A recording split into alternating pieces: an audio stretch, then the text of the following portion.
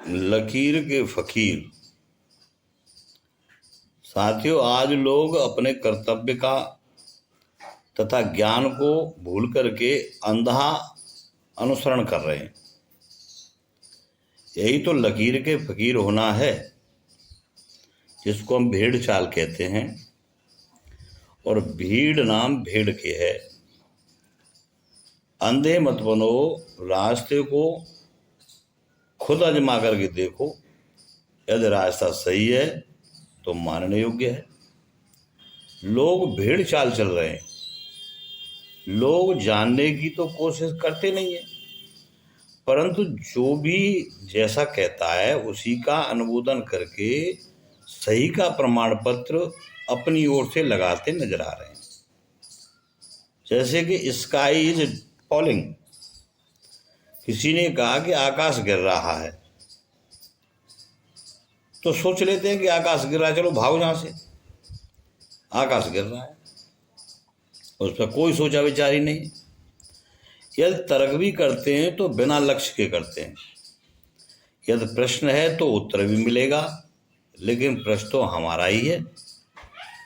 लकीर को पीटने से कुछ नहीं मिलेगा। यदि कुछ हासिल करने की इच्छा या संकल्प हो तो कल्पना करना बुरी बात नहीं है। बिना संकल्प के कोरी कल्पना करना समय को बर्बाद करना है। बहुत से लोग चाय कॉफ़ी की दुकानों पर या बस स्टैंड पर या रास्ते में चलते हुए कुछ न कुछ चर्चा करते रहते हैं।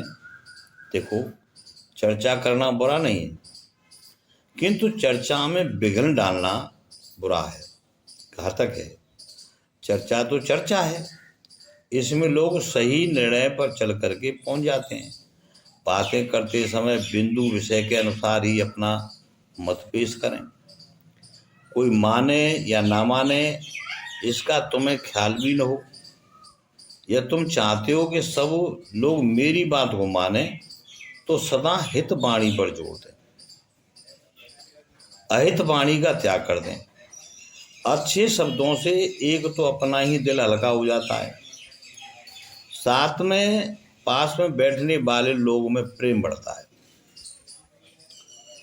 बुरे शब्द या बुरी बातें इंसान का दिमाग खराब करके उसे किसी दिन का नहीं छोड़ते। अतः अच्छे शब्द बोलें। कोई किसी को कितना जानता है यह तो तभी मालूम होता है कि उसका चरित्र सामने आए। जो कहता है उसे करे।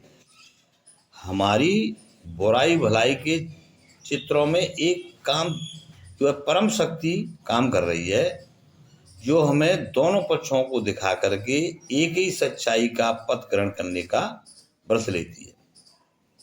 भाइयों, प्रतिज्ञा करो कि सच्चाई पर चलने वालों का ही हम समर्थन करेंगे। यदि सब मिलकर के इसी बात के गीत गाएं तो बुरे लोग बुराई छोड़ देंगे। हम जब बीज ही बुराई का बो रहे हैं तो फल भलाई का हम कैसे काटेंगे बताओ। लोगों ने भलाई, भलवंसाई तथा अच्छाई, सेहत, सुख, आनंद एवं नैतिकता से मुख मोड़ लिया है, या उसके प्रति प्रचार प्रसार में कमी आने लगी है। हम सब बुराई खींचने वाले लोगों के मार्ग को अपना रहे हैं। अपनी सोच समझ सब एक ताप पर रख दी गई है। अपनी सोच से कोई काम नहीं करता। हम तो कहते हैं कि वो ऐसा करेगा तो हम भी वैसा ही करेंगे। यदि कोई पुरुष कुएं में गिरता है तो क्या आप भी कुएं में गिरेंगे या कुएं में गिरना पसंद करेंगे? हरगिज नहीं। किंतु फिर भी मौन रह करके अन्याय झेलने की आदत बन गई है। इससे तो लोग गुलाम हो जाते हैं। हम स्वतंत्र न होकर के गुलामी पसंद करते हैं, क्योंकि गुलाम का दिमाग काम थोड़ी करता है। गुलाम लोग ही लकीर के फकीर होते हैं भैया। असली फकीर तो अपना रास्ता अपने आप बनाता है, वहीं लक्ष्य पर पहुंचा देता है। सत्य का रास्ता एक ही होता है, जबकि बुराई के अनेक रास्ते होते हैं। सत्य में बहाना नहीं होता है और बुराई करने के बहाने अनेक होते हैं, बुराई करने के बहाने तमाम होते हैं, अनेक रास्ते होते हैं बुराई के। बहाना बनाना एक मौके को गंवाना है। बहाना बनाने वाले कभी मंजिल को नहीं पा सकते। बहाना कमजोर बनाते हैं। सत्य पर चलने वाला वीर तथा पुरुषार्थी पुरुष होता है। सत्य में भ्रम, संदेह या डर नहीं होता है, जबकि असत्य में बहाना, छिपाव होता है। लोग अपने मत को स्पष्ट नहीं देखते न रखते हैं, उसे गोलमोल नीति से रख देते हैं जिससे वह स्पष्ट न हो।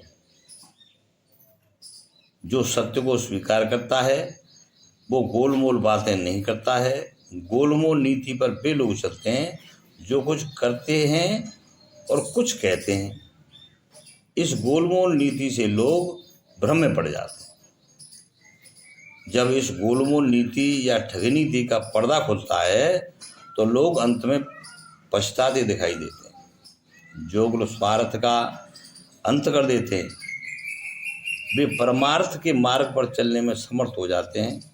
उनके रास्ते को रोकने की सामर्थ्य किसी में नहीं होती है। परमार्थी लोगों, जो भी उसके सामने आता है वही धराशायी हो जाता है।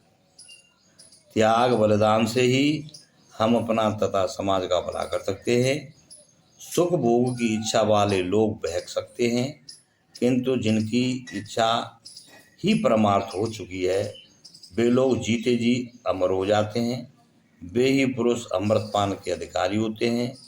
उनके वचन रामबाण के समान अमोघ होते हैं। वे असली रूप में संसार के रचयिता, वे दूत तथा सहयोगी होते हैं। वे ही रहस्य को जानने वाले सत्पुरुष होते हैं। उनका जीवन ही एक संदेश बन जाता है। तो साथियों, लकीर के फकीर मत बनो, कुछ करके दिखाओ, कुछ अच्छा करो, अच्छा करके दिखाओ। नमस्कार।